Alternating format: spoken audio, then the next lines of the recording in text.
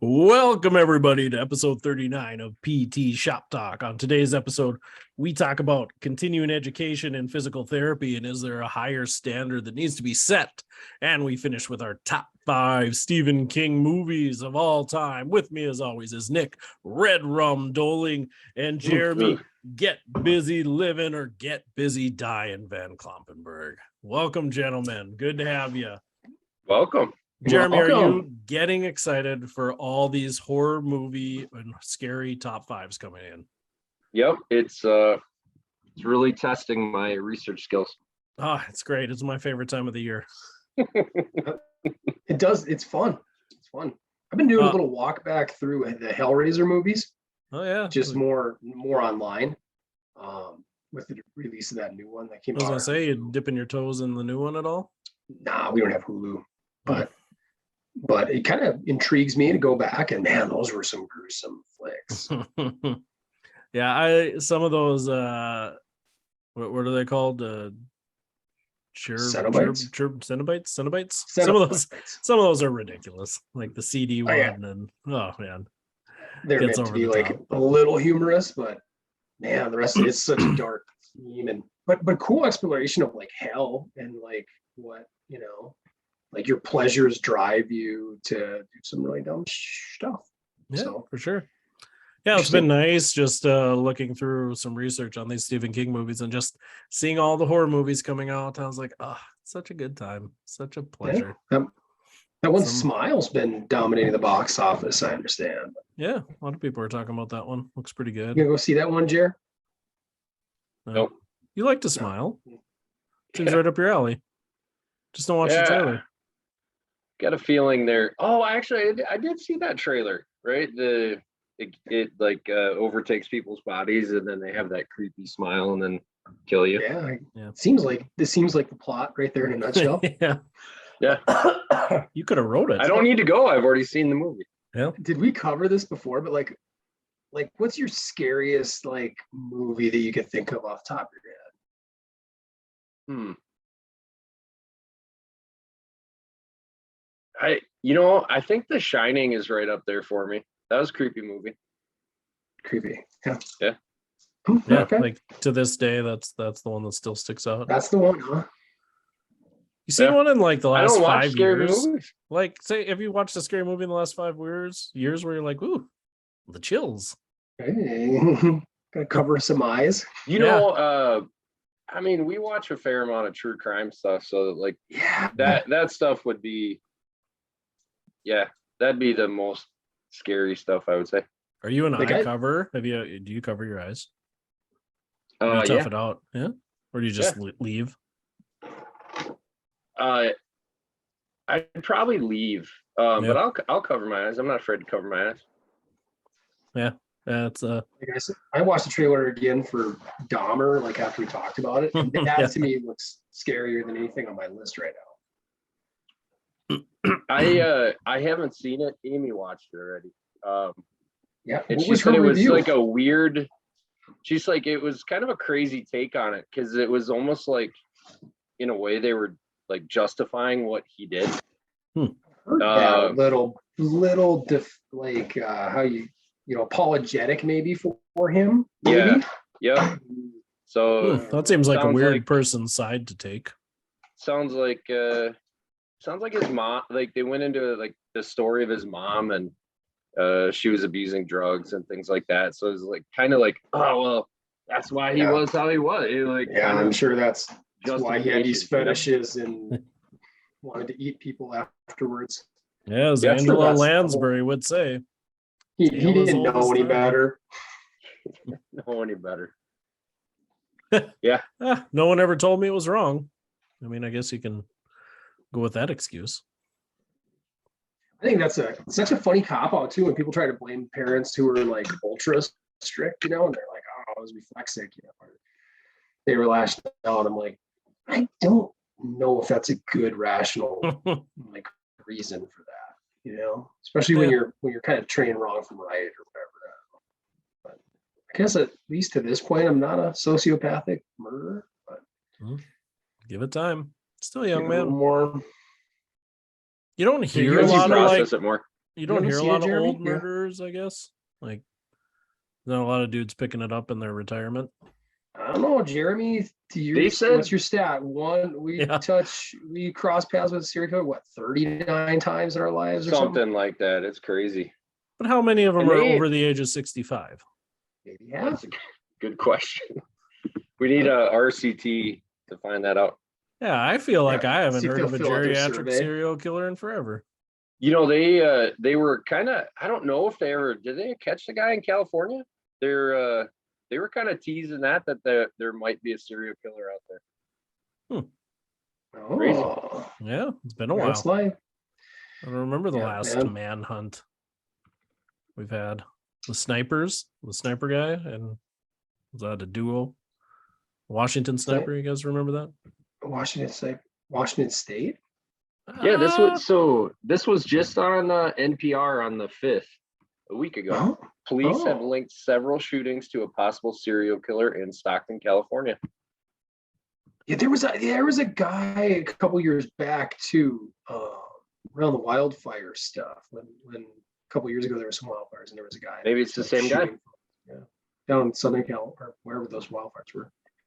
I me, think no, they no, should Southern make it a California. rule. If you're shooting people, that's not serial killing. I was just gonna say that. It's nowhere near as bad, right? It's like Yeah, doesn't seem that's- as bad.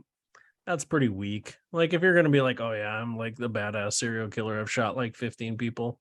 No, you're not. You're not a serial killer. You just shoot To all of people. our listeners too, we still don't condone any of it. We're just saying like, on the 100%. hierarchy of ways you're gonna go.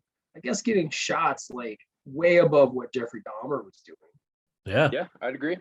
way below wood chipper. I'll tell you that for sure. Yeah, if there's a serial wood chip killer. Oof. Yeah, Oh, I feel that like sucker. Seems yeah. like it'd be pretty easy to identify. Yeah, I was gonna say, yeah, there's like one dude in town with a wood chipper. It's super bloody. It's super bloody. It's Yeah. probably him, huh? Head scratcher for sure. Oh, that We- cleanup, that's a bad deal. But yeah, you're right. I also saw not only is there supposedly like a little apologist theme to it, but apparently there's been a few different media sites that have really promoted the positive, like it's a sexy like serial murder show, and he's a sex symbol. What? Isn't that messed up for real? Yeah, I'm seeing it.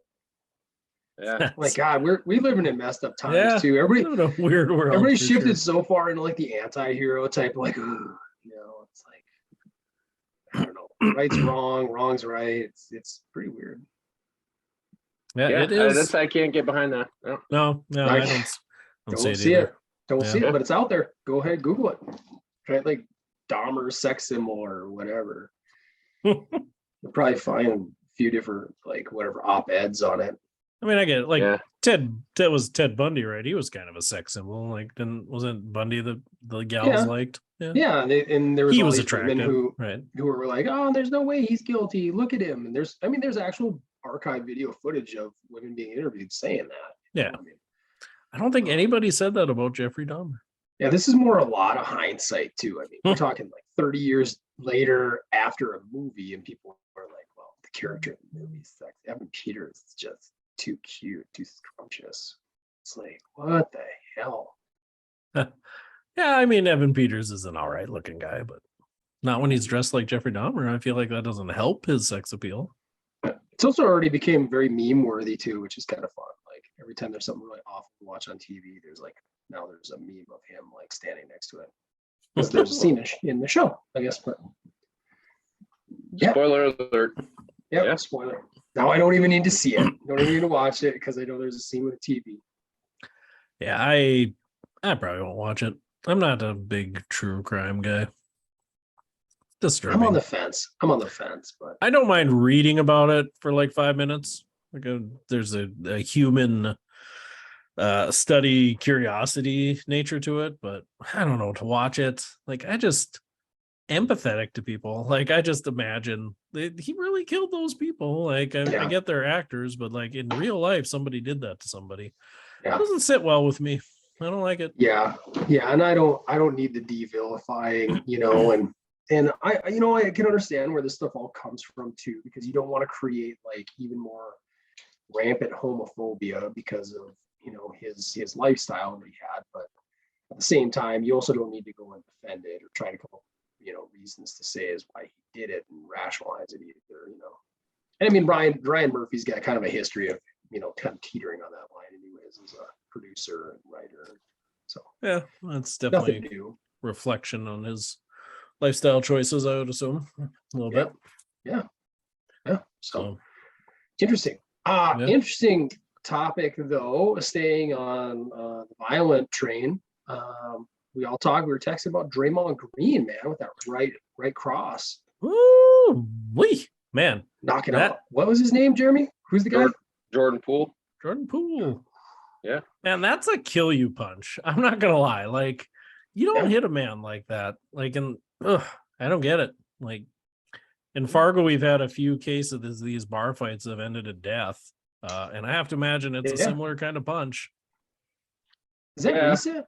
Is that recent? Because there was that one happened back when I was in college. Yeah, there was one in Grand Forks, probably 10 years ago, 12 years ago. And then there was one up in, I think it was Rick's or Specs here. That was where a dude took a pool ball to a guy.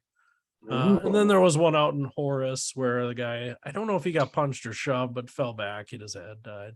Yeah, man, that's messed up. Yeah, there was one outside of Mick's office where the bouncers like got a little overzealous with a dude and put him in the hospital, put him in a coma and stuff. And that was bad, but that would have been, I'm talking like 18, 19 years ago, something like that. But yeah, pretty brutal. You watch that punch and I don't know, not a good look, and it goes back to that, boy, when there's a video of something, that changes how it is, because right away people are like, oh, people are going to fight on teams. It's no big deal, a little tussle here and there. And then obviously the video comes out and people are like, that dude should be in jail. He should not be playing basketball. You wonder if his head too, if Poole wouldn't have been like with his back to the wall, had it not been as bad, because, you talk about counter coup, and he smashes the back of his head into the wall too and drops, I mean, that's pretty scary looking. How many guys did you lay out like that, Jeremy, back in your basketball days? Yeah, 0 in practice. I like that little asterisk. Huh? All right. I mean, with that 10-foot reach of yours, I mean, you had to want to fight people all the time. You were like, there's no way you ever even touch me. No, I'm not much of a fighter. There's been a few times we've gotten in some tussles, but no. Yeah. I don't like to fight. Did you ever witness any in practice? Not anything like that. No. I mean, that was wild. But no, even just like a FU, pushing. FU, yeah. Yeah, at most pushing. I mean, people might draw at each other and, push back and forth, but never any punches thrown. Did you guys?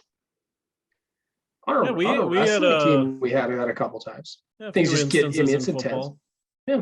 I think contact sports maybe lends itself perhaps a little bit more because you're already being physical, and maybe if you feel somebody's cheap shotting here, taking liberties.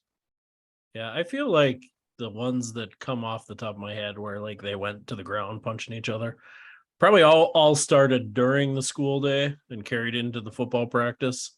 And then on the field. A little bad blood. Where they were kind of jawing at each other in the locker room, and then they got on the field, and like you said, one dude hits the guy too hard, and that's a cheap shot, and then they go back and forth, and helmets come off, and made a nice little tussle. I think it was my senior year of high school in the wrestling team, like early on.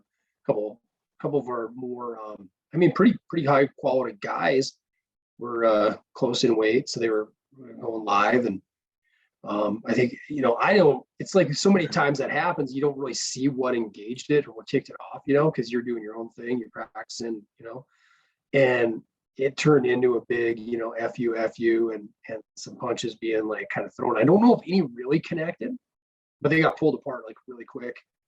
And one dude, the part that we all still remember is he kicks, we had all these garbage cans set up for like spit, blood, puke, whatever you had going on. He goes over and kicks one right up into the false ceiling. Smorgasbord.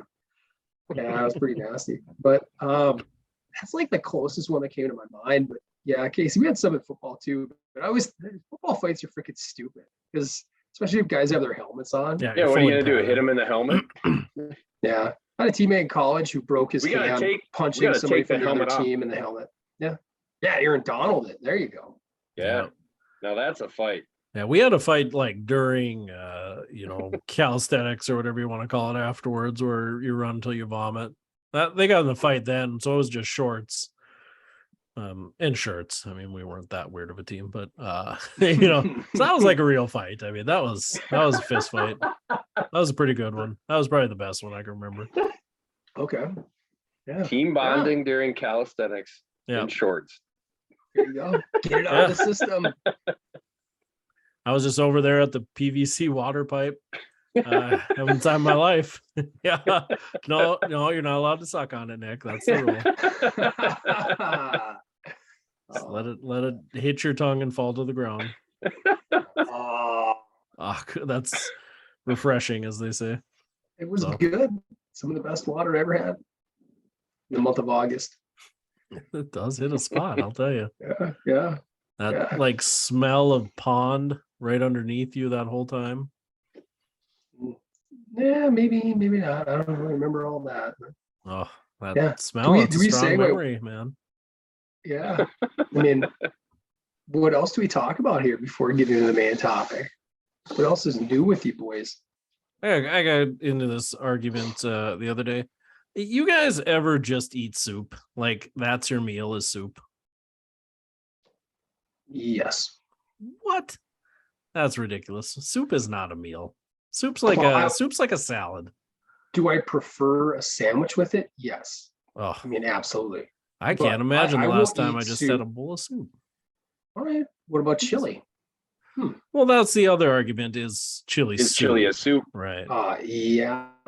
What else would it be? What else is it, Jeremy? I think it's like its own deal. It's like a crock pot meal. What? Not what? It's like I have to disagree with you. Now Jeremy. You're creating whole new categories. Yeah, it's every soup. Yeah, it's true. Soup. Seems like it's a soup. But I gotta say, man, anybody's listening, throw a comment down and let us know your vibe on this thing. Is chili a soup? Yay or nay? I think a soup is more of just like mainly water, right? Chicken a water noodle. base, a broth what base. About tomato basil? Yeah, that's basically water. Okay, with chicken, tomatoes. like chicken noodle. Right? Soup. I mean, you guys be over the broth, but there's see, I could not imagine as a grown adult sitting down and just having a bowl of chicken noodle soup. Yeah. What if you have a nice garlic bread or something with it? Ooh, it's got to be a full, like at least half a sandwich. Yeah. Yeah. Beef stew. Chicken wild rice. Not gonna do it. That's the Chicken same wild deal. rice pretty thick. That's pretty still, thick. I'm having a sandwich with it. I'm gonna feel. What kind of sandwich are you putting with? Chicken wild rice. Oh, really? Anything. Cold It'll soak that up. Nice. Yeah. Nice little cold cut. Yeah. Oh yeah. Even like a hot ham and cheese is good. Maybe a hot dip turkey. it in there. Yeah, you got to dip. But I prefer just like tomato a sandwich basil. with it, but gotta have grilled I'll eat it cheese. solo. Oh man, you're an animal. All right. What if you put crackers in and you thicken it up a little bit? Oh, you got to go at least 3 sleeves deep then. Then you can't eat a sleeve, right? Isn't that urban myth or something? Like 6 crackers in a can't eat minute a sleeve? is a urban myth, but I've seen one of my coworkers succeed at that time and time again. It's amazing. I'm almost positive I could do a dozen in a minute without a problem. Do you have saltines in your home right now? Yeah. Go. Because I've heard this many times. Go get 6 saltines and we'll time you. I've only seen one person do it. I'll go upstairs and do it. No, yeah, Jeremy and I. I'll do it. I'll do it at some point. Yeah, we'll do it the same time that we do the Pucky 1 chip challenge together. I have completed the gallon challenge. Is that true? That's true. Oof! I watched my buddies try to do that, and that is well, geez, Casey, horrendous. Jeremy says it, and you're like, oh, that true? Oh, you're not badgering him about. Here's the deal, though. Like, again, we going to Land O'Lakes. Jeremy's twice the size of a normal human being, so that's like drinking half a gallon of milk. Oh, come I could on. drink half a gallon of milk. Size has to be an advantage for that challenge, but the cracker challenge. He's treating you like you're Fezzik in like Princess Bride. I feel like that's what the audience imagines. It's good. I don't find. Where is this going? Nowhere. You brought the crackers up. I'm just saying. I was just curious. If you add crackers to soup, it makes it more of a meal, right? It's still not a meal. No, I don't think it's a meal. I'm not going to eat soup without crackers. Dude, full-blown beef stew on a cold fall day? No. Even chili, I would even go as far as to say, although we did have chili the other night, but like typically I'm only eating chili at like tailgating, like a bowl of chili at tailgating, or maybe at the bar watching like Sunday football. Like it seems weird to sit down for a meal and just stare at a bowl of soup and eat it. Oh, just feels very unfulfilling. But I would do it. If you have a sandwich, you're fine, right? Sandwich and the soup together. Oh yeah, 100%. That's actually a very pleasant lunch. I think your rationale is more reasonable now. I'm not anti-soup. I just feel like soup is like salad. Seems like, yeah. Oh, I love soup, but I think it's the same category as salad. Can you have a salad as a meal? Yeah. Yeah. But it's sad and pathetic. It's not something I want to do. I apologize to our listeners. You're who are offended right now. Yeah, you're really judgy. Probably have some big time salad eaters out there. I see our numbers. I wouldn't worry about that. Yeah, maybe. Jeremy, any final thoughts on this one? Yeah, close her down for us. I'm not gonna look a gift horse in the mouth. If we're having soup for supper, I'm gonna eat it, and I'm not gonna complain. Oh, I got one more caveat for you, Casey. Okay. What if the soup is in a bread bowl? Oof. All right, that's a meal. Like you got me there. You know, those Panera ads. Oh, and rising bread in the mall. Chicken wild rice in a bread bowl. You got me. That's a meal that I'll eat 10 out of 10. So if that's a meal, then you should be able to eat soup in a bowl with breadsticks. It's the same thing. Boy, I don't know. We just broke your logic. There's the edge, right? Like you could go to Olive Garden and have all you could eat soup, salad, and breadsticks. All right, I'll think of that as a meal as well. But okay, there you go. All right, to go to a restaurant and just order soup, I just don't. I think you're, man. I don't know. A good French onion soup with some crackers. That's what I eat before I have a steak. That's nice. Nah, you know what though? You know what I can respect about you, Casey? Yeah. You have high standards. Yeah. You have high standards when it comes to your food. Mm-hmm. Yeah, it's a life of using my knowledge and continuing to grow and expand on it. And just always making sure I'm doing the right thing when it comes to soups. However, it doesn't seem like you're being open-minded or expanding your mind here. Yeah, I just expanded it right in front of you. I had bread bowl. But you did acknowledge you're starting to. Your argument had some cracks in it. Jeremy and I talked to you into it. Now you're gently pivoted a little bit. So yep, high standards are needed though for everybody, especially in physical therapy, continuing education. Such a important but like interestingly avoided topic in our profession. This article, we call it a viewpoint, I guess, but these viewpoints are kind of fun though, because we don't have to dig through numbers a lot, but it just gets the conversation started. And I think that's fun to do on these podcasts. Joe SPT had another viewpoint. We've done a few of these now. This was from October 2022. The blind men, the elephant, and the continuing education course, why higher standards are needed in physical therapy professional development. And it's just been something I've always kind of thought about since I graduated, and it still bothers me a little bit of where we're at as a profession when it comes to continuing ed.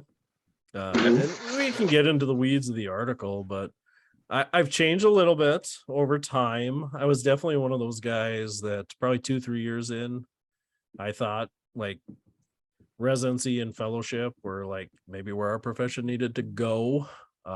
Backed off on that maybe just a little bit, just based on fallen out of necessarily 100% belief in the setup they have for OCS and fellowship. I shouldn't say OCS, but any board cert and fellowship. Fellowships are still pretty good, but it's pretty demanding. But some of the board stuff I would say is, I don't know, say it probably has the same problem that the federal just PT boards are, is I just feel like they're not quite staying up to the standards they need to, but I think it depends on how we you could argue prepare. about that a little bit. I mean, probably. Yeah, I don't totally disagree with you, but I think it comes down to the preparation. And I'm a big proponent. I might have said this on here, but I'm a big proponent of not rushing into them immediately out of school, but rather, at least 1 year of clinical practice under the belt before you can jump into a residency program, or, and the other alternative is to obviously self-study. When you say self-study, though, it's not like you're just winging it and coming up with it. There's a lot of different programs out there to help provide you with advanced information and prepare you for the examination. And the other value to that, if you apply it correctly, I feel like you're learning along with your clinical practice, and you're developing your clinical practice at the same time concurrently, with what you're learning. It's much like a residency. So I think there's value to it, but I think there's also a higher value in getting out there and doing at least 1 year of clinical care, treating patients, and getting comfort and familiarity with that, and all the other processes you need to do operationally to just be a good therapist, get on your way there. Yeah. I mean, I'm not opposed to a little bit closer to a standardization of care, standardization of. I would say for, folks listening, especially non-therapist folks that like to chime in and listen to us, really what this comes down to is we're required a set standard of hours of continuing education that we need to maintain over the course of a set period based on your state. Yeah. And really that's, I would say right now in our profession, really wide open. Most states, the standards are very bare. There a lot of states are, if you can get approved in one state, you're approved in our state. Even I would say even the courses that are specifically approved by the APTA, sometimes I question. There's some questionable stuff they approve just based on the research and the evidence, and really they should be a lot, I think, stricter with what they approve. Well, what does Lacey do for a living? She's works for electrical supply company, so she buys equipment. She's kind of a middle person, right? Purchaser, seller, business. A contractor needs electrical stuff, they go to the branch calls Lacey, she calls the vendor, gets the equipment, supplies. Yeah. And Michelle's worked in banking for 16, 17 years. Jeremy's wife works in marketing. I'll stay on like the business kind of banking route.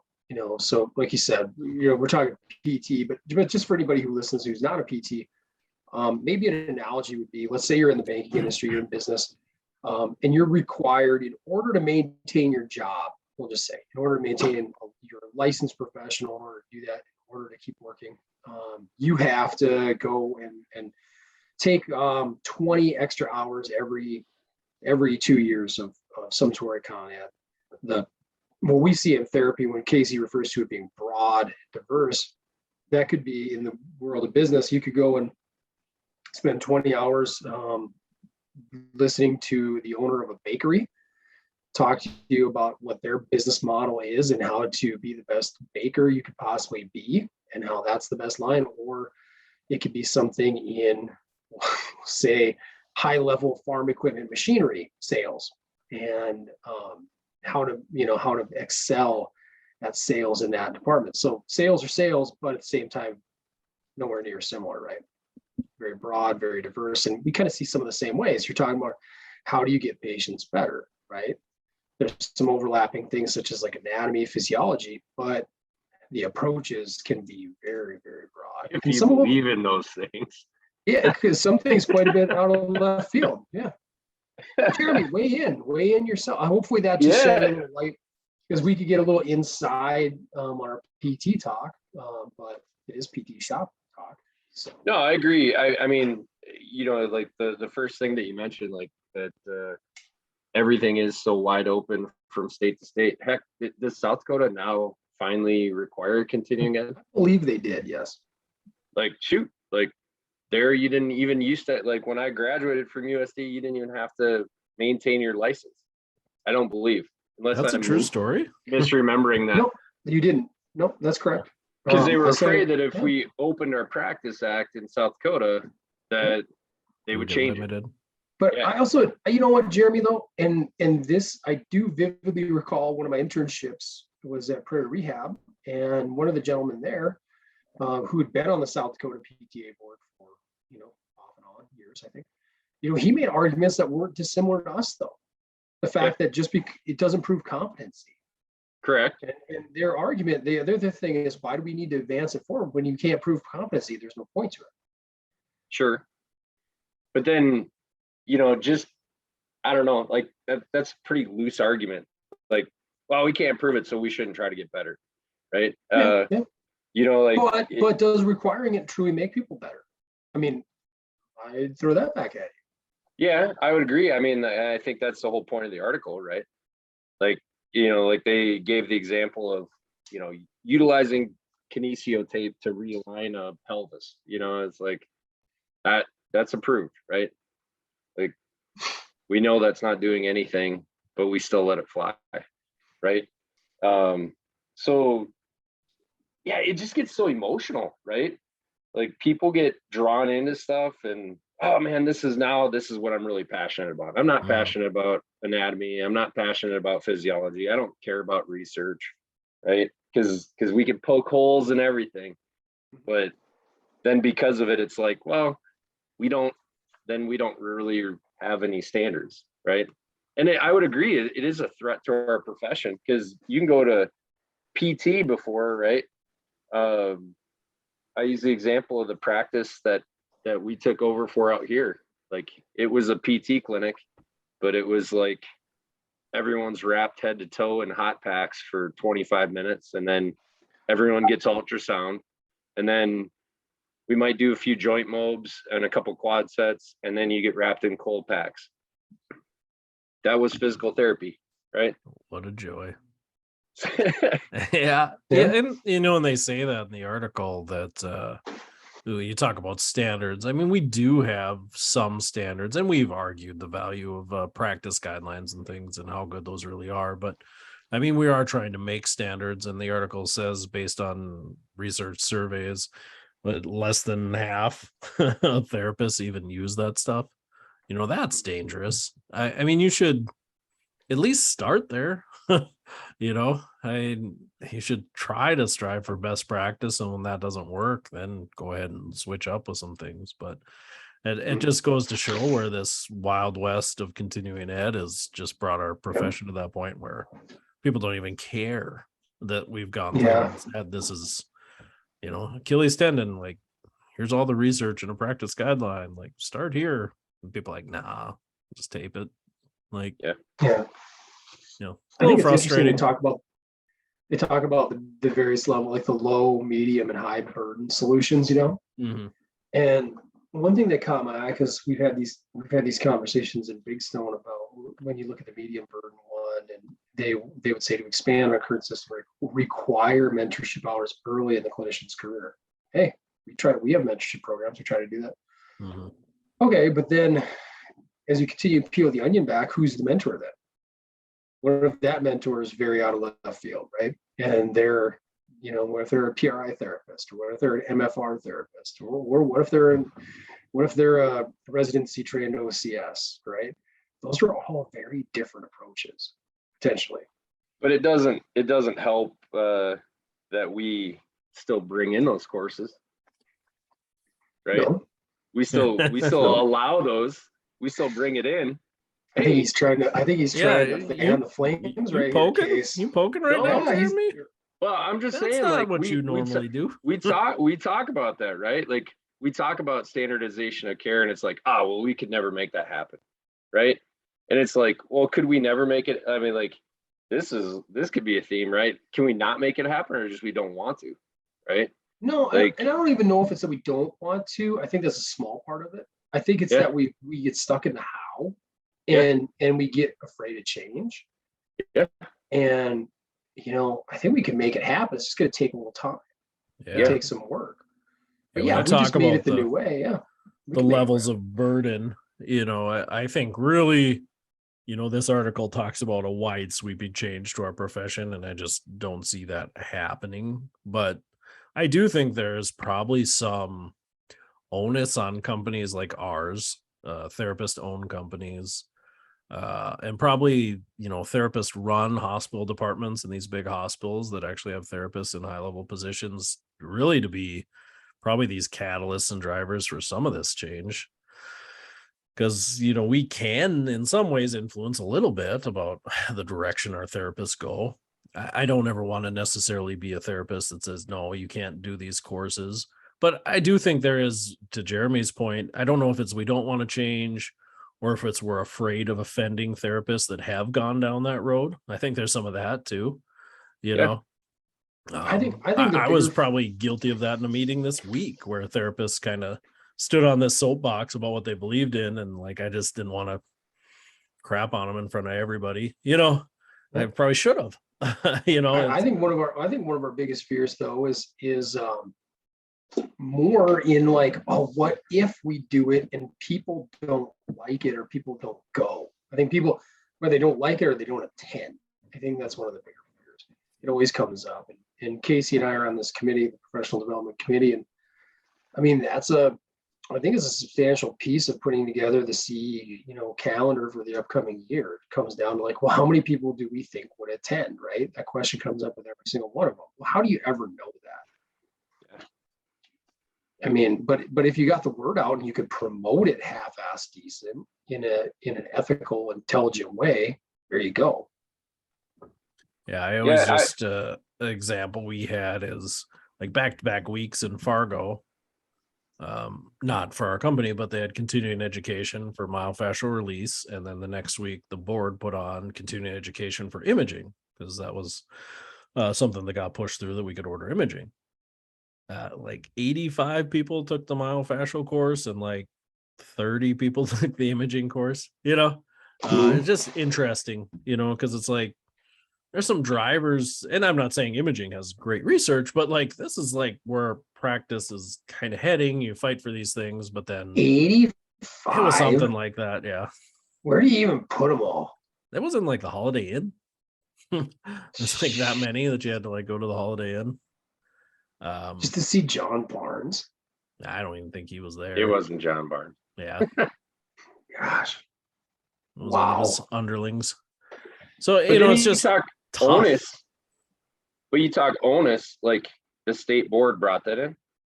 Not No. they didn't bring Or in the the study- myofascial. They brought imaging. Okay. They brought the Okay. imaging course in. Okay. I thought you were saying they brought them both in. No. I was gonna say, like, they talk about the rigors of being approved and how, oh, that's approved in one state, it's approved in another. Mhm. Like maybe there's got to be a state that's like, we're not taking this. For other states to be like, yeah, this probably isn't where we need our profession to go. Well, and I feel like North Dakota and Minnesota both tried that a little bit when they changed their like CEU rigors and what counted for what. And there was such a big pushback from people. This is too confusing, and I'll never find classes. And it's like, I mean, you're making a good point, Casey, because what you've done a CV, I'm sure. I know you have. You had to. Done too. When I've put mine together and updated it, it's kind of like, ooh, I better put my best foot forward here and not sound like a quack. Yeah. But I've never even thought, that's just my tunnel vision. But to your guys' point, I've never taken that 30-foot view back from the board perspective and been like, well, yeah, they accept crap like MFR with like no research behind it, no evidence behind it. Yeah. And they're issuing like, 30 contact hours.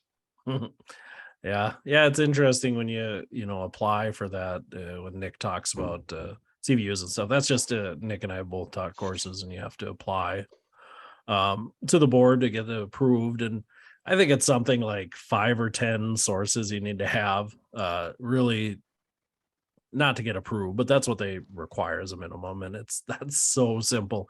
I think the one course I taught, it probably had 120 sources on there. It's not that hard. And you could go to EBSCO or whatever you want and just put myofascial release and pull up 200 articles and attach them.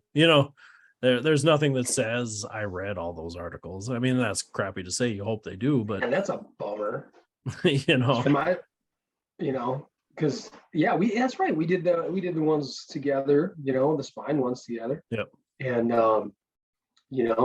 I kept mine pretty legitimate. I think I used like 7 for my maybe it's 12. Some I don't know, 7 to 12, somewhere around there for my.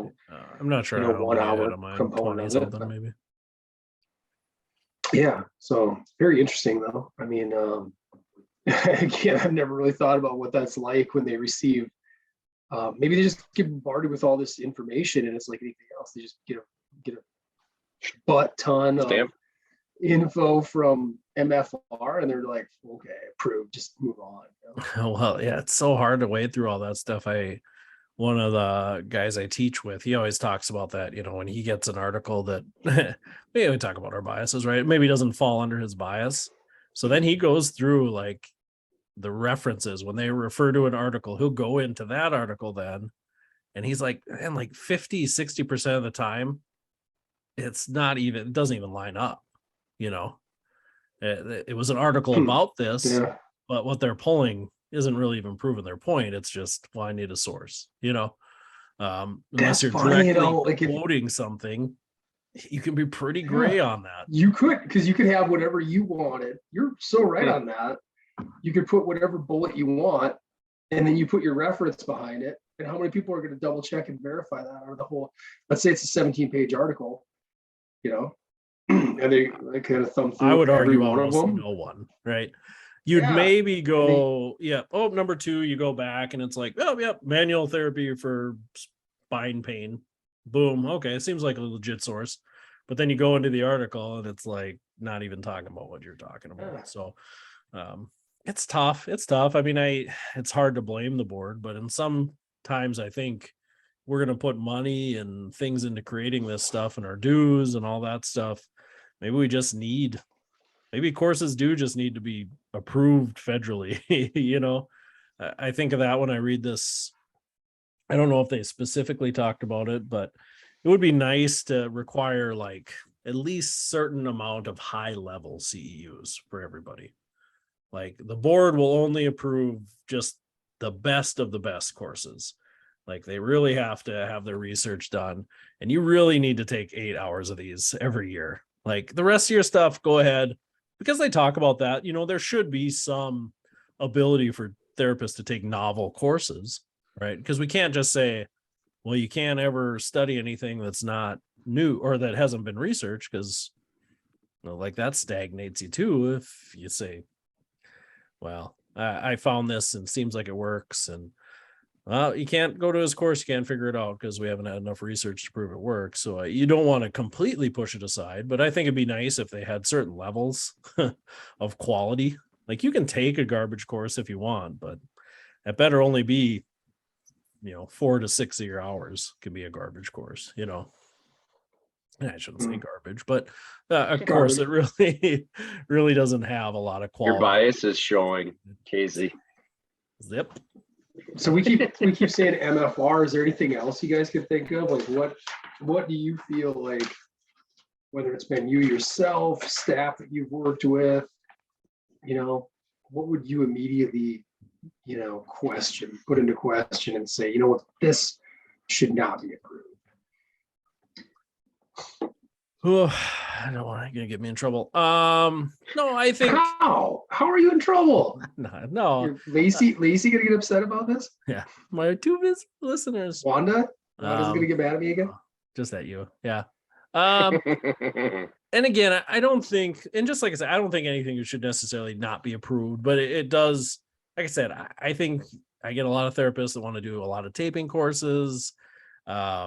Again, trigger point related courses, so whether it's dry needling, ASTIM, instrument assisted stuff, like that just shouldn't be 20 or 25 hours. I just, those things, I think you really should be weary of doing a ton of that. I think, Greg Lehman always says, if you're really a proponent of something, you should be the person that's most critical of it. If you're big into dry needling or MFR, like you should be the person reading all the articles against it. That should be what you're looking for. And you should really be looking at your results and determining how effective your interventions are if you believe in those things. And I would say the same thing with those. A lot of times it's, boy, you get down that rabbit hole and that's just what you do. And those are the courses you want. And I think we even saw that again with, myofascial release, people saying, wow, that course, yeah, it was pretty far out there. But then somebody else offers a myofascial course and they're like, yeah, that'd be great. Like, it's the same thing. Like, you guys are just visceral modes. Yeah, you're just circular.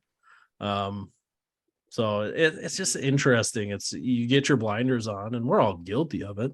And I definitely have said it multiple times. I go so heavy down pain science that I forget about the other stuff sometimes too. Well, that's where a lot of my courses go. I think that's who they were alluding to in their own little character of the blind therapist. It's all in your brain. Mm-hmm. Yep. It's in his brain, you fools. Yeah, I mean, that's pain science is definitely part of it. And I would say I've become more critical of it over time, just because I realized where my bias was getting pretty heavy. And the research would point towards that. I discovered that pretty early on, that pain science alone was not the answer. So I was able to recognize that myself. But, all those things, those secondary things should be a different level, I think. And you talk about practice guidelines and critical thinking and therapeutic alliance courses should be the high level stuff. Everybody should be good at that. Everybody should be able to diagnose what's going on with some level of certainty for patients to come in the door. We're not going to be right all the time, but we should all be able to think through on a similar mindset. I think anything that the most off-putting stuff for me is anything that like is a system. Like every patient is in this system.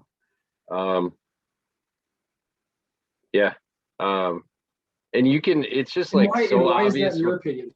Why is that in your opinion? Because it's just so obvious, like that rationale and logic is off. Do you think it's because they kind of start seeing what you want to see, and it becomes the old 100%. Like, yeah. I got somebody that's just like so, you put them in one pattern, you put them in another. Yep. So deep into Mackenzie, and it's just like that's all they see. It's all they see. Everything's the spine, everything's extension, everything. Even to the point where somebody came in and it was for their knee, and they had some kind of radiating symptoms, right? But they've been working on their back for quite a long time, right? This person's like, my knee still hurts. They went and saw an ortho, got an injection, improved. And the person came back and they were like, yeah, like I still think it's coming from your spine. It's like, okay, all right. It's just like, that's a challenge for me, where like I would agree with you wholeheartedly, Casey, where you're like, yeah, you should be able to look at something and be able to step away enough to be like, is what I'm doing helping? And it's like, when you bring it up, it's like, wow, this is what happened. Well, this photo doesn't work. The outcome measure doesn't work. This is just a challenging case. It's not the system, right? And it's just, you get into this like almost this spot where it's like the system can do no wrong. But it's like you're missing the forest for the trees. Point out that And I don't know why they, and I know they're using data related to fellowship, but they do talk about how fellowship graduates had improved personal communication strategies, humility, and metacognition. Metacognition, that's a big word. I don't. I'm in the Supernatural. metaverse. I'm familiar. Yeah. Yeah. But humility struck me there Don't because tell to your Lacey. point, it's like then when it's the you can do no wrong or the system can do no wrong. It's either that this patient was really challenging or the outcome measure tool is not Flawed. perfect. Yeah. Whereas I think if you can trust in yourself and exude some true confidence, you're like, yeah, so what? That one was bad.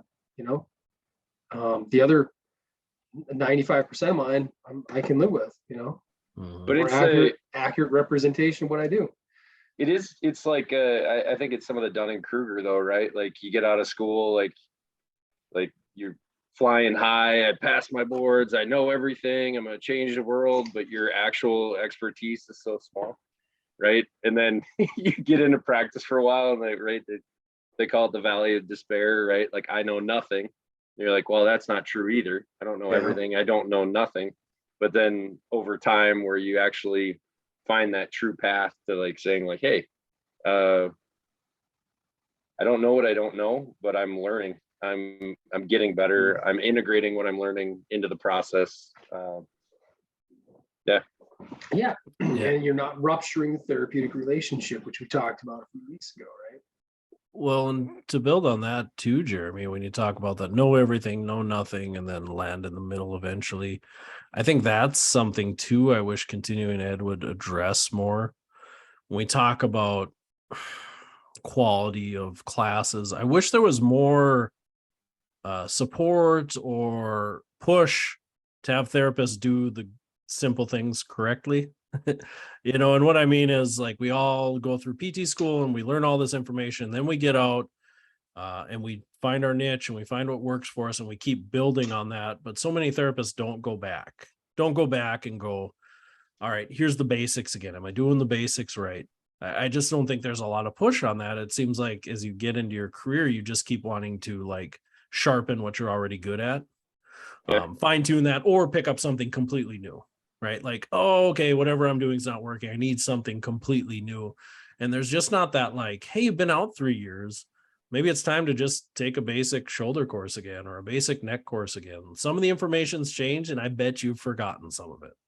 Yeah. I think that's been, really evident for me as I started teaching musculoskeletal and really teaching the students the basics again, to go back and be like, man, these little things that I learned in school or these little things that have changed a lot since I've been in school, like affect your practice to a decent amount. It's not these new crazy one thing that you were just missing from your PT school. That's why you're not getting the results. It's probably because you're not critically thinking through and you're not providing the basics. You're leaping to conclusions about what's wrong with somebody and trying these stretch treatments when the basics work for a lot of our patients. So I wish there was some encouragement that way to be like, hey, every couple of years, because OCS or fellowship, I mean, you're retaking tests every 10 years? Is that what OCS is? Even that's probably a long time to have to like sit down and relearn it. And okay, now from I can share they created, and it'll be interesting to see where some of this data on fellowship versus residency versus like I guess normal comes out, because when did the mosque approach come to be, Jeremy? Was that 4 years ago now? 4 or 5. 4 or 5. So now what we have to do, Casey, to your point, is we do have a 10-year cycle to maintain your OCS, but that's broken into a 3-3-4 pattern in which you have to maintain, you have to have certain approved CEs. Other ones don't qualify, right? So similar parameter. You have to do a case study, right? Yep. And I'm working on my second one right now. I was grandfathered in. I didn't have to do my first cycle or whatever. Maybe it's 4-3-3 or whatever. You didn't have to breaks do your down. first cycle? My first, no, because by the time they started it, I was on cycle 2. Huh, So I just okay. have to do 2 and 3. Yeah, second and third technically. So I'm going to be approaching number 3. I'm going to be taking mine again in 2 years. And I'm looking through it. And I think as much as I feel like it's a pain in the ass and I'm a little jaded on it, I do feel it makes me a better, better therapist. I also have to maintain hours, which I think is key, critical. Patient contact hours. Yeah, I think it's all a good thing. I think it's a movement in the right direction, and that'll probably help with a lot of this too. Yeah, I think that standard should just almost be there for everybody. Mm. I've just seen too I much think, complacency in like therapy. surgeons have to do that, right? Don't surgeons? I'm pretty sure if you're board certified, If you're board certified, you have to maintain that too, and you have to I think they even have like a lab component, if I understand it correctly. Yeah, that part I don't know. I know they have to retake those boards regularly in a certain cycle as well. So, which is a good thing, right? It should be. Boy, practice India, changes a lot. Yeah. So I've just seen it in my career just way too much. This complacency of, man, just taking the courses you're comfortable with and never getting out of there. And that's why waiting for the last minute and then taking some dumb correspondence course on something stupid that you don't care about just so you can get it we have done. I was going to mention that earlier. We have a lot of that goes on too, especially in the state of or clinics that are in the state of Minnesota, and you got that 2-year cycle. North Dakota's the same way. Oh yeah, I gotta scratch and claw to get to some class in this final quarter, so I can maintain my license. It's like, it'd be interesting is that the right run. reason? Yeah. It'd be fun to run in our company and see how many CEU courses are taken in like October, November, December. Like and you'd extra hope that requests, Yeah. You'd hope that they would meld that with like something that's truly like, I don't know, halfway legitimate, but that's just a hope, right? I mean, there's just nothing more than that. I did that for my mosque. I tacked on a couple of them through MedBridge on foot ankle, which I actually were really solid ones. Right on. I think it was Eric Robertson kind of taught one, honestly, but yeah, him guy. So I don't know. In some ways, I think there's probably better stuff through MedBridge with some of those contributors that they have on there than there is in your, in person weekend intensive somewhere. I'd agree. I've taken some very good courses through MedBridge. I think they do a good job. Yeah, they do. If they'd like to sponsor us, I'm open to it. I'll make a theme song for you if you want me to. Just put a little PT Shop Talk ad in the like in between the slides. Oh, I don't know if we have that kind of money, Nick. No, we want them to. You're right. We want them to sponsor us. So. Yeah. Brought to you by MedBridge. Medbridge.edu. Perfect place to get all your PT, OT, and speech continuing education units. Someone will be contacting you shortly. Yeah. Well, final thoughts. Whatever voice you want. Final thoughts on this before we go to top 5. Yeah, I think a lot of it comes down to boredom. I mean, I think you're completely right, Casey. When you talk about like returning to the basics, that was the first thing that they said in the residency was like experts do the basics well all the time, consistently. It is like some of that human nature, like you said, jumping to conclusions and skipping steps, and people, I think they're looking for that next thing. Oh man, I've been doing this for 15 years now. Maybe I need to learn how to manipulate liver to really get this patient better, Magic tool. Yep. So boredom, complacency. You hope that people are in this profession for a slightly higher calling than that. But I don't know. You see it. Mm-hmm. Casey? Yeah, I love the conversation. I think it needs to change. I do think it's a bad, broken system right now. I'm just tired of having to answer those questions for people on what's the use should I take at the end of the year? What am I going to do? It's like, you should be so into learning that this isn't just a non-factor, especially in a 2-year cycle. Oh my goodness. Like, it is not hard to take We're fine. 200 CEUs in 2 years, if I'm being honest. Like, if you care at all. Like, well, how are those third quarter conversations going with you guys when you're trying to be intentional about planning PD stuff for the next year? I mean, does that seem to help? Does it improve, get people thinking ahead? I mean, it kind of needs to, I get you, Jeremy. It needs to happen though for budgeting. But the whole goal is to like, hey, if you're that committed, you're thinking that far ahead, and you can, make that, we can earmark somebody, who has a passion and understanding. Yeah. I feel like for me, it's again, I feel like it's prodding so much, and I just wish it wasn't. Like, hey, have you thought about getting certed in this? Have you thought about taking these courses? Oh yeah, that'd be all right. Like, it's very few therapists that come to me with like, oh, this is what I want to do. This is what I'm excited about. Like, yeah. So how about your therapist that you had the conversation about lifestyle medicine? Yeah, and that was a young, hungry therapist, and even that, I felt like took a little. That was a therapist that definitely wanted to maybe go down the Mackenzie's route. Still does a little bit, but it was nice to see that change into probably, I'm not gonna say different direction, but like, let's add some things to what you're doing versus like just pigeonholing yourself into one movement system. So that was nice. And we had a good conversation about options and therapeutic pain specialists versus lifestyle, and then some of that is just going to be business decisions too. And you and I went back and forth over that a little bit too. Like, if you have somebody passionate about something, it's hard to say no, but sometimes you have to say no. I think it totally, you're right. It the depends numbers, on what we're talking about here. Yeah. The numbers don't always make sense, but it is nice when you have somebody passionate.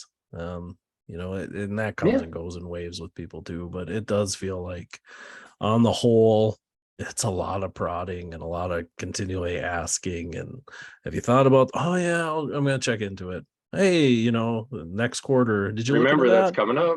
Oh yeah. I have a bookmarked. I just, it's like, man, I just wish people were more passionate about continuing their education. And maybe some of that passion's just not there because they've been taking a bunch of garbage courses. Again, bad terminology, but you know what though? Somebody mentioned the word scary, and it kind of is scary that it's not standardized, but it's just the not as scary tonight. Not as scary as this top 5 we got coming. As Casey mentioned, it's our top 5 Stephen King movie adaptations. So pretty straightforward. The dude's wrote a lot of books. A lot of his material has been converted to cinema. It has to be a movie, not television. Okay.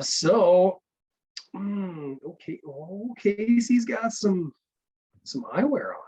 Yeah, it was a long night last night. My daughter was up all night. My eyes are getting a little dry. So it's good look. It's good look. Yeah, I've been told it's a Seth Rogen-esque look. A little bit. Those block blue light.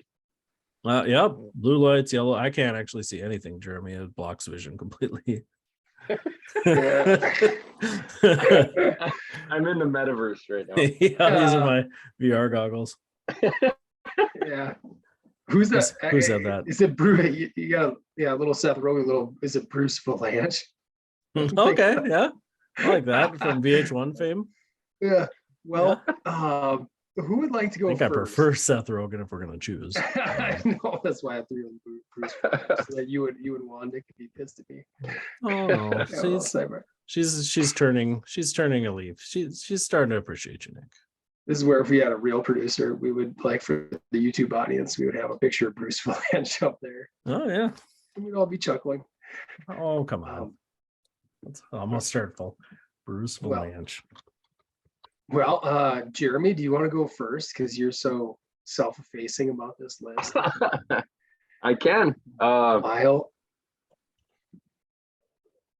go first. Starting with your number five. My number five is so I didn't realize this was Stephen King. You guys were right. I had to go and look at it.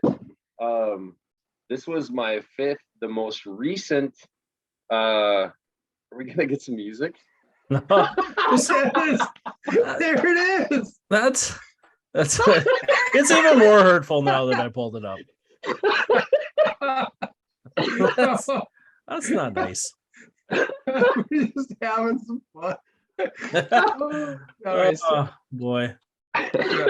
So has Rogan glasses, or he's got a new look. Yeah. All right. Right in the middle. Oh, thanks, Jeremy. Oh, but he shaved. So, but that's the old look. He's got a new look now. He's trying to be like, he's trying to have a Dahmer look. Oh yeah, he's Dahmer so hot right now. Yeah, that is. I don't know if I like that clean shaven look. It's not great for him. Yeah, he's trying to look too intense too. I prefer the Casey Hansen look. Well, I mean, it's like the same person. Sorry, something. My number five is The Dark Tower. What's your number five? Okay. Hey man, I told you I had five that made my list. I've only seen five. I'm interested. Okay, go on. Yeah, I'm curious to see your take on it because you've Elba, never read Matthew the McConaughey? books. I assume. Yeah, I have not. And I was really bored and watched it on Netflix. So that's the most recent. You didn't read 13 books that were condensed to do a 90-minute film. I didn't know they were mistake books. number one. I didn't know that originally it was supposed to be like a series of movies. Yeah. Like Huge. a big, like seven movies or something. Well, it's like his magnum opus. This And they said like the story, yeah. And I guess it was like originally J.J. Abrams. Then like I went into this, and then Ron Howard ended up picking it up after there was some fiasco there.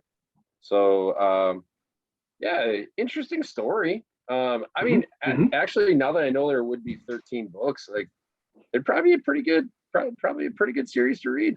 So it's a very just disjointed read, if I'm going to be honest with you. Is it? You've read them? Oh yeah. How do you read everything, watch everything, and go to all of the continuing ed? How do you do it? Don't sleep, man. Gave that up a long time Don't even ago. sleep. Yeah. Fair enough. Overrated. But yeah, no, that was a good movie. McConaughey, I liked his character. I like Idris Elba and like everything that he's in. I think he's pretty solid. So yeah, Dark Tower, my number five. Yeah, I thought that was a pretty cool casting for the gunslinger. You know, that was. Yeah. I know a lot of Roland. people hated on that, but yeah, Roland, which is a name I wanted for our child, and Lacey absolutely hated the name Roland. It's like, he's badass. You should read the books. It's like the last knight in the world. But yeah, it's I will say this, Jeremy, if you've ever read the books, the movie is very disappointing. So it was hard to enjoy that movie, if I'm going to be honest. McConaughey, I did think McConaughey killed it, but it was just McConaughey's a great villain. Yeah, he needs to be a villain more. Yeah. Yeah. So it might make my bottom five next week. Me too. And because they try to actually make it, if I correct, Casey, it's trying to be a sequel of what happened in those books too, I believe. Yeah, it was weird. But you have absolutely no backstory to understand what's going on and why. But Jeremy, hats off to you, my man. I love that you watched it. You gave it the time. Cool. No, I didn't. And this was before the list. I didn't go and watch this after. No, that's cool. I just saw it. So no, it has to be a movie we actually saw. Same thing with The Worst next week. I mean, what was the scary movie factor for you on The Dark Tower? I didn't think it was that scary at all. Yeah. Does it need to be? No, the books aren't really either. There's a couple creepy moments in the books, but definitely more Western action. Yeah. Storyline wise, it's almost like his Lord of the Rings in a way. Oh yeah, for sure. You want to get a taste of it. I think you can read the first book, The Gunslinger. That's kind of in some ways standalone-y enough. And then he did a side book called what was it, Wind Through the Keyhole, something along that lines. Yeah. That's a standalone book based on that world. That's actually a pretty solid book. So Mhm. if you're ever I think at curious the about end the of the whole characters, thing, Jeremy. at the end of the whole thing, it just starts all over again too. Oh, spoiler, Nick. Hey, I was gonna let's say circle- book one's like a sequel to book 13. So can you say It's the just like he movies? was watching a lot of True Detective at that time. Also McConaughey. Oh my god, my mind's blown. I can go next, Casey, and save your grim list for finale. Yeah. Um, All right with that. number five was the difficult one for me. Like my top four pretty much was like pretty solid, pretty stable. I've changed my number five like 3 or 4 times. And I'm landing on Misery from 1990. I think very few films, again, it's very true life. There's no monster in this one, no like supernatural monster. People are the monsters, Nick. 1990, starring James Caan, Kathy Bates. Phenomenal tension builder throughout the whole thing. I think it's remarkable that Rob Reiner directed that too, who's known purely for comedy. I think he did When Harry Met Sally the year before. I mean, so you talk about range, immediate range jumping. That about does it. I think we talked here about the mallet scene before, the hammer to the legs. I mean, that's pretty brutal. But there's also tension even when like when the sheriff shows up and she offs the sheriff. There's a lot of moments like that. Everything where he's just setting the tone when he's snooping around the house in the wheelchair. It's just great. It's a great film, a great study in how to really build that up throughout the whole thing and keep the audience uneasy throughout the entirety of the film. So I really enjoy it. It was a huge deal when it came out too. I believe Kathy Bates won an Oscar for her performance in that, and really, she'd already been doing stuff, but that really catapulted her into some stardom for a few years there. So that's my number five, Misery from 1990. Yeah, good choice. I enjoy some of these movies that really show off King's character building. As a guy that likes Stephen King, I think that's definitely his strength, is just character building, more so than story or world building. It's just characters. So some of those movies like that are definitely pretty cool. Yeah, great choice. My number five, didn't even have a year down on this. It is probably one of his lesser known movies. It's 1408. Kind of just your classic ghost story movie. Main character John Cusack. He's a paranormal investigator that writes lots of books on hauntings. Don't come to room 1408. Yeah, don't do equals 13. But he actually doesn't believe in ghosts himself, and I think the movie is probably creepier than the book. I'm gonna be honest. I like the ending. The tape recorder stuff at the end's cool. The visuals are all creepy during the whole thing.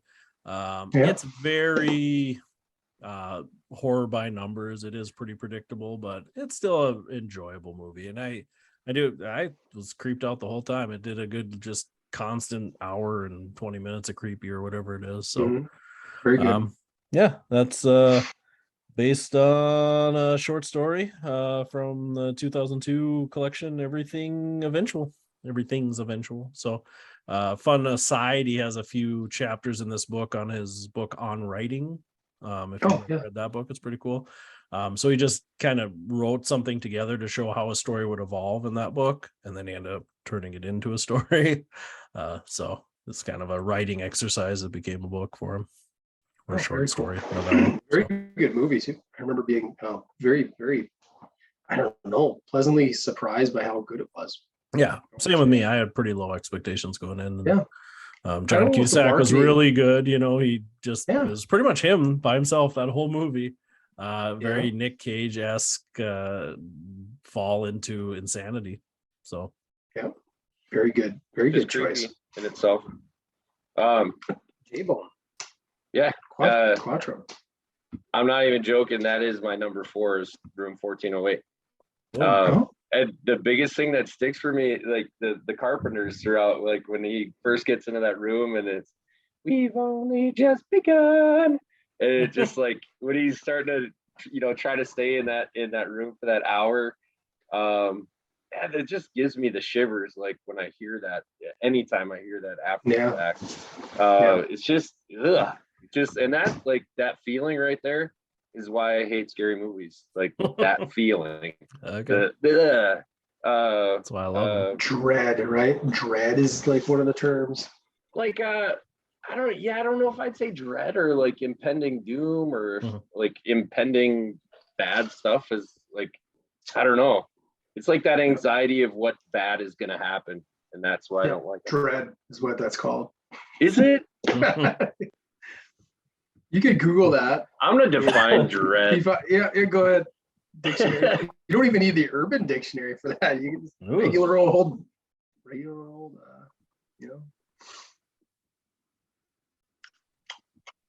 Yeah, that's my number 4. So, 1408. good choice. Yeah, great choice. It's a good one, guys. I did not even. I didn't know that. Also, I didn't know that was King either. That's the Dread I like. Yeah, that's the Dread you got to watch out for. Judge Dredd. Judge Dredd. Which conveniently is my number 4. Oh yeah, who knew that was a Stephen King? Yeah, no. My number 4 is from the year 1983. Directed by David Cronenberg, who is a master of visceral body horror, but this movie has none of that, which is so cool. He takes on The Dead Zone, which is my number 4 movie. Again, kind of like the old proverbial masterclass in creepiness and just telling a story. And Casey, you make a good point, like character driven. Christopher Walken really, I mean, he's so good in just about everything he does. And this is way back when he was like, absolutely at the top of his game. And didn't have to be a character of himself at that point. Correct. Yeah, an actor. Yeah. And the ability to see into the future, right? Which is always, I think that was Jeremy. That was one of your this or that's last week, right? Like, would you rather see the future or change the past, right? That's a deep question. Puts a scary spin on being able to see the future. And how would you deal with it? And all the visions, that kind of set everything in place. And the way you get to the finale is really cool too. Martin Sheen plays a great villain. I think it's a fantastic film. And like I said, for David Cronenberg, who's known for just, gore and just very visceral body horror stuff, he does a fantastic job in this. So, I mean, he squeezed this right in between like Videodrome and The Fly, which is just kind of interesting to think about. Yeah, I don't think any heads explode at all in that movie. No organs or anything like that, showing. It's pretty impressive. So that's my number 4, The Dead Zone from 1983. That's what I got to say about it. Oh, classic. I figured that'd be on your list based on director alone. So that's good. Yeah, I'm kind of I can't say that I'm a huge like Cronenberg fan though. I can't, because I don't know if I necessarily love like much of what he's done more recently. I think History of Violence and Eastern Promises were like the last couple I saw of his, but I don't love body horror though either. There's something very revolting. Fooled me.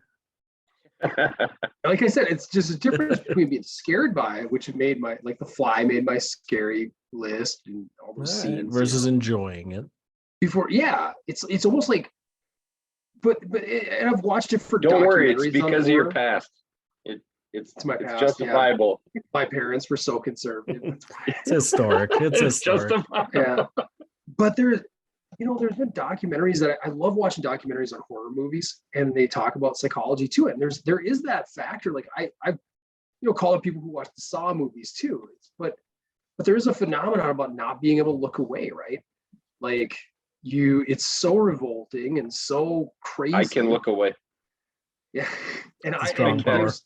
And to a point, like, yeah, and I don't really want to see any Saw movies. The buzz right now is there's a movie called Terrifier, a sequel to Terrifier, and apparently they're some of the most brutal, like awful films And when I read some of the synopses or the parent guide on IMDb, I'm like, God, who truly enjoys that, right? But there's a market. Yeah. Yuck. People love the dread. Yeah. But Dead Zone has none of that. Zero dread. Can we get a definition on dread, Jared? It must be a little You're dread. completely correct. I'm shocked. He doesn't want to admit it. I'm shocked at my lack of understanding of the English language. Well, I just thought we were playing around with semantics there for a moment, but I'm like, everything, I don't know why I was wrong by saying dread, but I just didn't fills me with dread. Not dread. No, Just that can't fear be of something Doesn't bad seem happening. right. Doesn't seem right. like that impending fear of something. It's more like, horrible. Yeah. Yeah. Like you're scared now, but you're I more learned scared something. when something's gonna come. I learned something new today. This is good. Yeah. My right, Casey, number what's 4 yeah. from 2017 is It Part 1. Mhm. Yeah, really enjoyed this remake. I've mentioned on the show I actually find the original a little scarier, but that's just date and time a little bit and CGI stuff. But I thought it stuck to the book pretty accurately, but changed it enough where I enjoyed watching it, and it still scared me because I didn't know what was going to necessarily happen and what the scenes were going to pan out for. So I kind of enjoy that when you take enough liberties but still keep to the main story. Yeah, love the kid actors were all great in that. There wasn't really anybody that brought that cast down.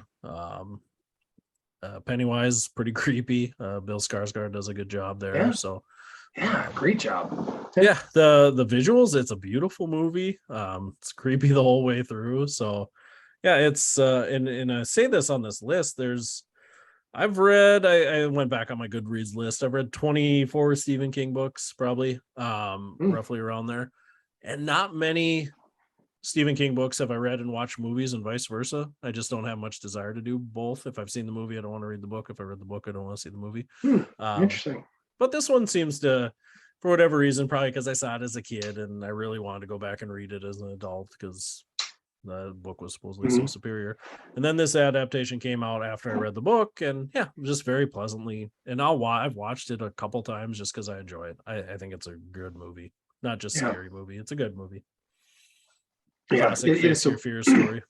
Yeah, it's well made. It was when I mentioned jockeying on number 5. It was previously my number 5, but then I'm like, I really think and could be just a nostalgia bias too for me with Misery, but I felt like I had to lean that way a little bit more.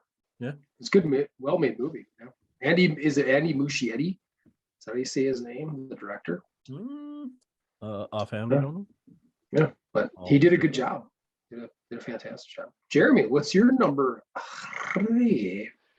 My number 3 was previously mentioned today already as the scariest movie I've seen. It is The Shining at number 3. I did think that was a really well-made movie.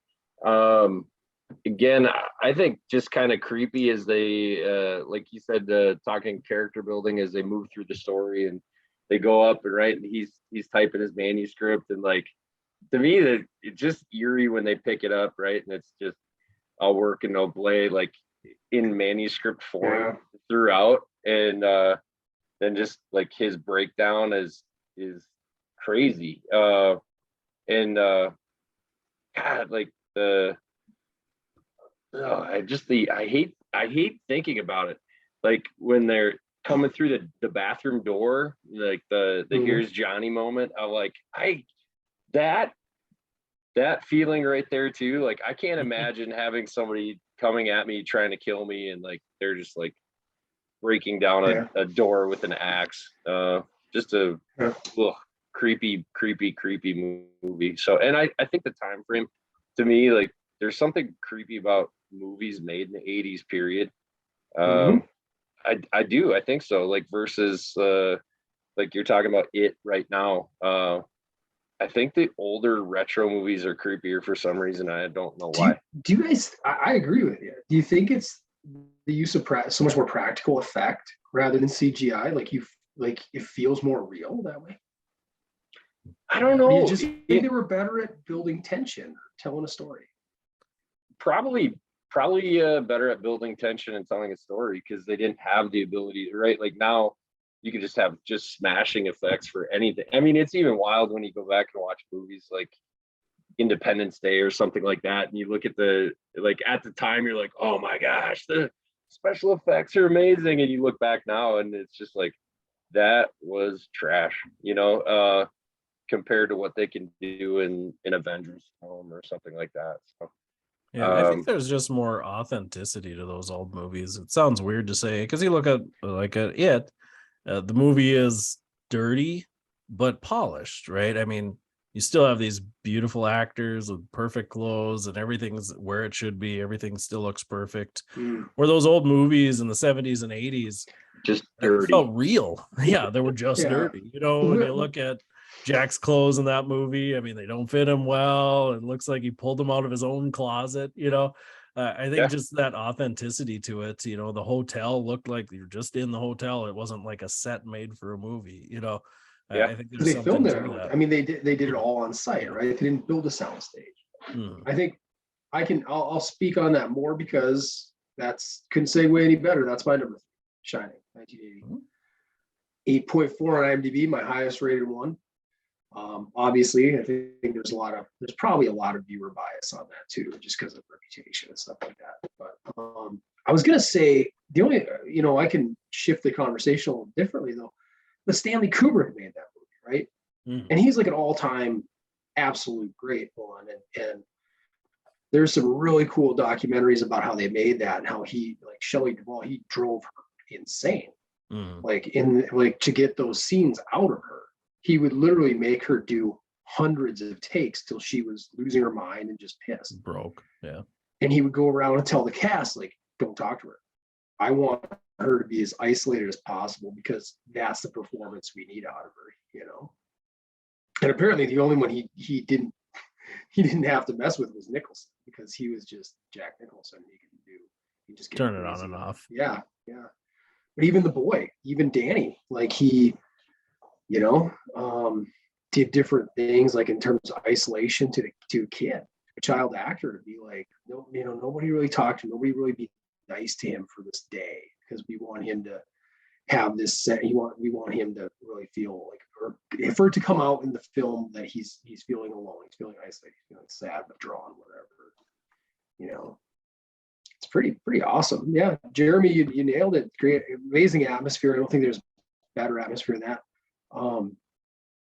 On this list, I'm looking through my 1 and 2, can't touch it there. It's fantastic. It's a phenomenal movie, just well made across the board. Fantastic ending. You got the completely ambiguous final shot of the overlook from 1924, I think, whatever the year is, and Jack Torrance is in there. I mean, there adds an eeriness to it. It's so different from the book, though. I mean, I shouldn't say it's so different. There's enough differences though that keep it very intriguing and make it feel fresh too. It's a very different story though. I mean, the book is more like a pure horror type of approach, haunted hotel. But the movie is something different. It's still there, it's still haunting, but much creepier, much slow burn. Yeah, I mean, that's Stephen King historically hates that movie, which is interesting. Yeah, I think I read he came around on it eventually, didn't he? Yeah, maybe. I know he really hated it when it first came out, and I think that was the reason after that he always required to have like writing credits in his movies, and always had to have some creative control in his movies after that because he couldn't stand it. Yeah, which is interesting because one of his most famous movies. Yeah. So.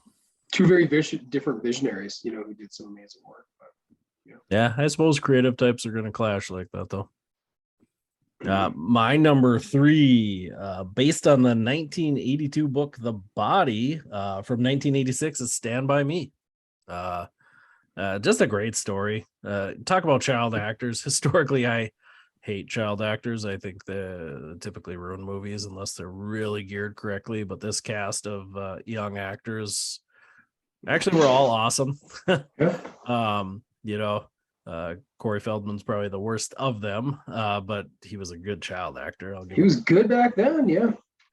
But Jerry O'Connell, River Phoenix, Will Wheaton, it was a good crew. The story was fun, still builds that tension. You have I think it was like Kiefer Sutherland that was in that too. That was the older. Yeah. John Cusack in flashback scenes playing Will Wheaton's older brother. Yeah, so just I think just from a start to finish enjoyable movie. Definitely not really scary, but just a cool coming of age story and a movie I just really enjoy to this day. I'll watch anytime it's on. I watch it. Lots of good scenes. The leech scene always kills me. I don't know why. I just always think of that. The puking scene, the pie eating like story. Yeah. Yeah, and then facing the train and things like that. Just stuff kids do. It just felt very real. Again, we talk about authentic.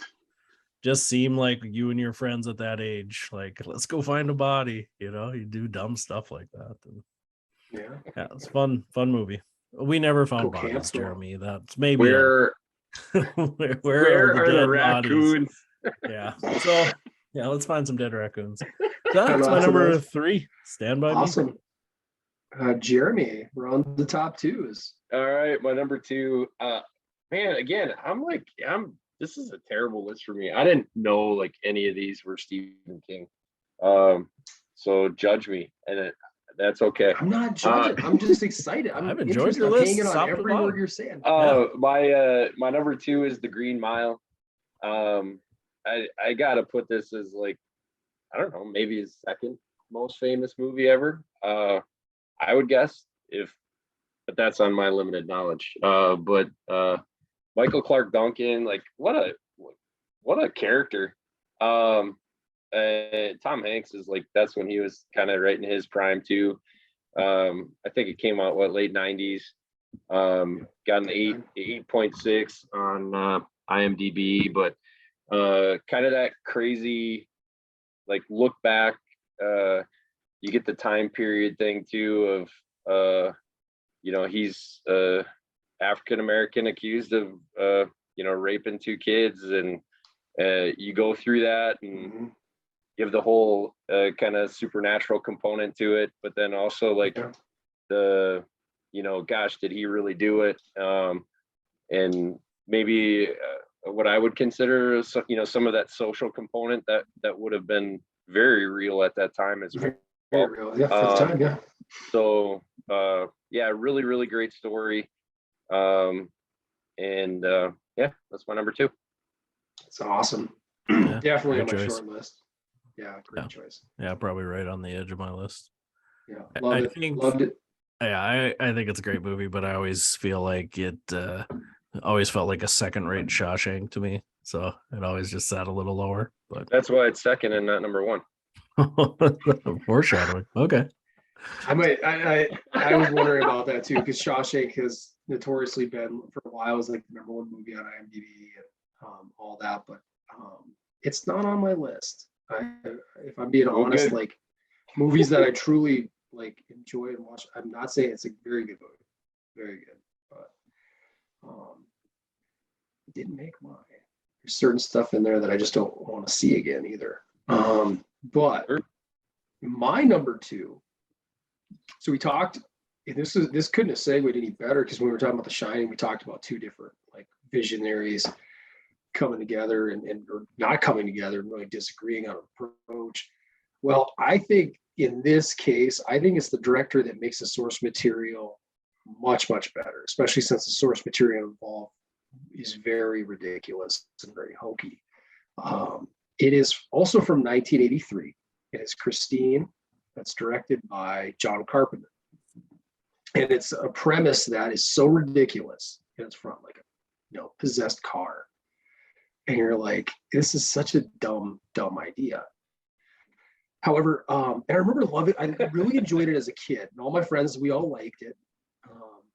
I think it's a Plymouth Fury, right? It's like a 1957 Plymouth Fury. And we all really enjoyed it. And then you kind of go on life and whatever. And then sometime maybe 10 years ago, it was on TV around Halloween time. And I'm like, oh, I should watch this again. And I was really impressed by how well it held up to me. And now it was on probably 2 or 3 nights ago. And I was flipping through it must have been Saturday with like college football and stuff. So I was watching parts of it, going back and forth, and I just really still enjoy this film. It holds up well. I think Carpenter's direction is really great. He truly adds some dread and some fear with the car. Yep. Yeah, it's a Fury. Yeah, yeah. It's a 58 Fury. Okay. And or now that one says 57. Either way. I've seen both in my limited research, so Yeah. Sweet car. Definitely one of my all-time favorite King adaptations. I also believe, I think this guy had too short of a career, but I think Keith Gordon as the actor, as the main character, drives that film because of the transformation that he goes through from like nerdy outcast to his Christine has her effect on him. Truly remarkable, great acting by that gentleman who went on to do, he was in Back to School with Rodney Dangerfield and not much else. And there's also this magnificent scene that South Park's like spoofed so many times with the old man, the brother of the guy who was first obsessed with Christine, and he's telling the whole backstory. I just love scenes like that, scenes of exposition like that. They're not super long. It might be 3 or 4 minutes, but it just adds so much to the film and sucks you in. You hang everything he's saying. You're like hanging on his words. Like this old farmer guy with a beard and Christine. That's what he called her. Loved that car. Loved it more than anything else. And he tells the whole story. So that's my number 2, Christine from 1980. yeah, it is a ridiculous premise for sure. You ever read the book? No. Yeah, I feel like that would be even. I've never read the book either, because as ridiculous as a premise that would be for a movie, I feel like reading about it would be even worse. But again, it's about the characters, so I'm sure I'd enjoy it. I don't know if I've read a King book I don't like, probably, but out of those 24-ish I've read, I don't think I can think of one. Now you got to read it. This might be the first. Oh, that you're like, oh. I wonder how long it is. I'm currently reading a Stephen King book. I'd hate to stop one Stephen King book to read another. Yeah, you don't sleep. You'll have time. That's fair. Let's pile them up. My number 2, already been said, is The Shining from 1980. Talk about dread. I don't know if a movie builds dread better than this one. Just even from the opening scene, getting the job to driving up on that long, winding road with the music, and you're already feeling like this is just going to go bad. So, and it just builds the whole time, all the way through the end. The stalking, that's so intense. The creepy little stuff intermixed just to keep your heart rate up. It's just that slow burn with a few jump scares here and there, just to kind of keep it building the whole time. And yeah, can't say I liked Shelley Duvall's performance that much in it, but Nicholson killed it. So it's my number 2. I think that interesting trivia, you're talking about that aerial tracking shot in the beginning. Yeah. I've actually read that parts of that were taken, I think if you look it up, they were reused in like the end of Blade Runner a couple years later. I think so. I think there's just an interesting little like trivia piece to that. Side. Yeah, that's such a good movie. So very good. Very good. Hey, Barry, we're on to number 1s. Number 1. I told you it's Shawshank.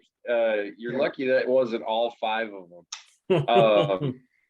You're such an Andy Duchesne. But man, another really great story. I was doing some reading on it, and they said that this movie was an absolute flop when it first came out. Do you guys know that? Yeah. $16 million they said it made. And they were saying, gosh, is it just because the title's confusing? Is it because Pulp Fiction's out at the same time? But then they said that after it was nominated for, I think, like 7 different Academy Awards, they did a re-release. It made like another $50-60 million. But then my first interaction with it was on TNT. And they said like that also was like a big piece where obviously that really pushed it into the mainstream. But yeah, I don't ever want to live in a prison. I don't ever want to have to work for a dirty warden, running money, anything like that. But it's like one of those movies. It's like, I swear it's on every single Thanksgiving. It's one that even if you don't sit down and watch it cover to cover, yeah, you can watch something cover to cover. It's Title like to always credit. on in the it's always on in the background. I mean, you guys hit it. It is like Green Mile was a poor man's version of Shawshank. I think they're basically I think they're a very different story. Very different stories, but there's like themes that I think are interwoven through. So to me, they take place in a prison, and that's where it ends. It just feels like they're telling two different. He's trying to get two different stories across, Yeah. To your guys' point, I think Frank Darabont directed both of them. Really? I believe you're correct. Yeah. And then I think he went on. You are correct. He also did. I think he went and did The Mist, and he's done like 3 King movies. So The Mist is very different from either of those two movies. But yeah, you're right. He did The Mist. Yeah. And which just a couple missed seasons of The Walking Dead. Oh. Yeah. No, I mean, it's a very not good a film. King work, Jeremy. Yeah, I know, but I just thought it was a fun fact. No, it's a good call. And I think out of my list, I look at my short list, so to speak, and I had about 15 films on here. Eliminating nostalgia bias, I still honestly believe about 11 to 12 of them are truly just really good films. I think that they were converted very well. So my good chase, Jeremy. My number one has also been set already from 1986. It's Stand By Me. Also directed by Rob Reiner, who, like I mentioned, went on and did Misery. So another, I wouldn't say a frequent collaborator of his, but did some pretty good work, and I apparently liked it. So Casey, you mentioned a lot of great points with it. It was such an accessible movie growing up, like you said, even though it takes place in the 1950s, when you're a kid, right? And you can identify with those characters who are great actors. Finding dead bodies. Yeah, that's just what kids do, kid stuff. Let's go find a dead body. We'll be heroes. They think they're going to be heroes. They think they're going to get famous. And what kid doesn't like? I think at some point, every kid has that. Like, I'm going to be in the paper, right? Or I'm going to do something really good, and people are going to respect me. So, I mean, that's a great theme. Gosh, I don't know what more needs to be said, because it's more character driven than anything, right? Like the plot itself. Yeah, it's like a weekend with the boys. They're going to go camping and they're going to go on this hike, but everything else that happens along the way and the way that they react to it and they adapt. I do think it's some of the best. I said Corey Feldman peaked pretty early. It's like this and The Lost Boys, and then he was pretty much done. Yeah. And I would say his acting's a lot better in this than The Lost Boys. By The Lost Boys, he's already a character of himself. He's like, he's badass, Frog brother. But River Phoenix, obviously, a lot was said about his potential and what where his career was going to go before his untimely OD. I mean, really, really cool film. Really super well made. I'm a kind of a mark for a narration. For some reason, I really like. I think when done right, I think it adds something to it. I'm one of the few people who think Blade Runner is a better film with Harrison Ford's like neo-noir, like detective narration to it. I think it adds to it, helps explain stuff. And I believe is it Richard Dreyfuss plays like the adult version of Will Wheaton, and I think he's the one narrating the film.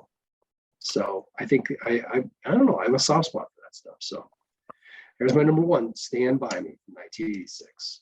Yeah, it is. When you talk about character versus story, that is interesting, because I will say I've seen this movie many times, but I would have a hard time probably putting in order the events that happen in that movie. Just because I'm caught into scenes but I Yeah. don't necessarily say this scene to this scene to this scene. It is kind of just a collection of moments. But Yeah. it's so powerful that the story is not driving that at all. Yeah. But it's still a great movie. So I've never seen it. oh, give it a watch. You would like Jeremy. it. You'd like it. It's not scary. Not scary at all. Yeah, There's a I'll leech check it out. scene that's a little tummy dropping, but other than that, you'll be fine. I don't even think they showed the body. If I remember correctly, maybe a foot. I think you're. Yeah. I think that I want to say when I've looked that up, there's some other random trivia that initially there were scenes with a now famous actor that were going to be in that, but then they got cut or something. But it was just the body, you know. Nobody cares. Yeah. My it's kind of like number famously on that note, really Go quick. ahead. You know the famous thing about the Big Chill, right? You've all seen the Big Chill. Listen to the soundtrack many times. Never seen the movie. I don't think I've seen the movie.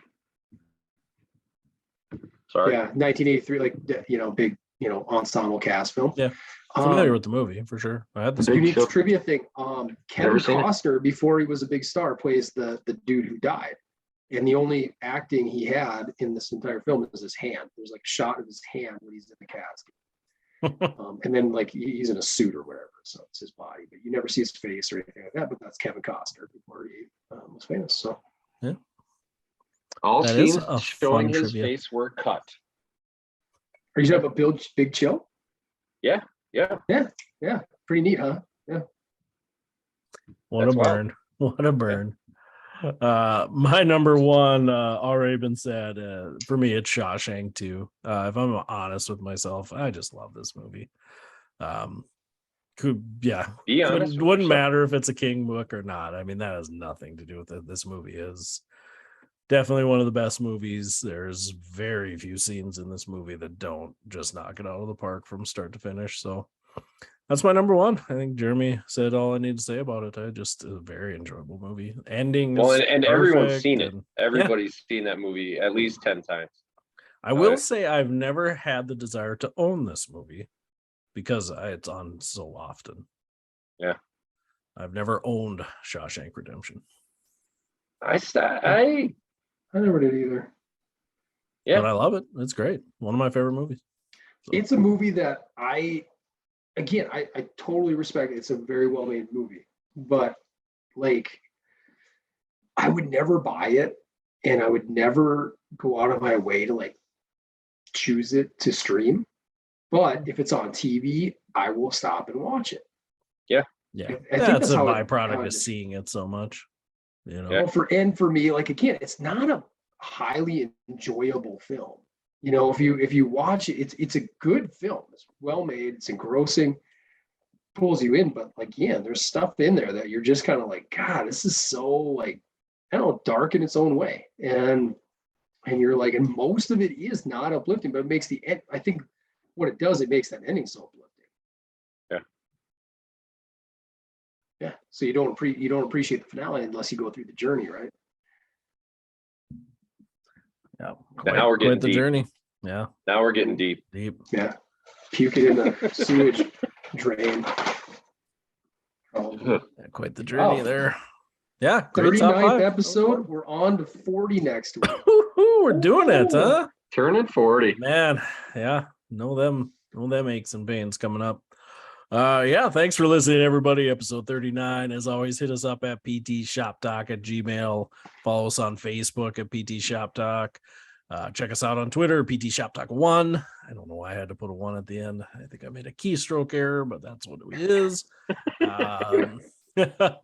Likewise, comment on Facebook, shoot us emails, whatever it takes. If you have top fives you want us to chit chat about, topics you want us to talk about, heck, if you're interested in being a guest, shoot us a message. Until next time, I'm Casey Hansen. With me as always is Nick Doling and Jeremy Van Klompenberg.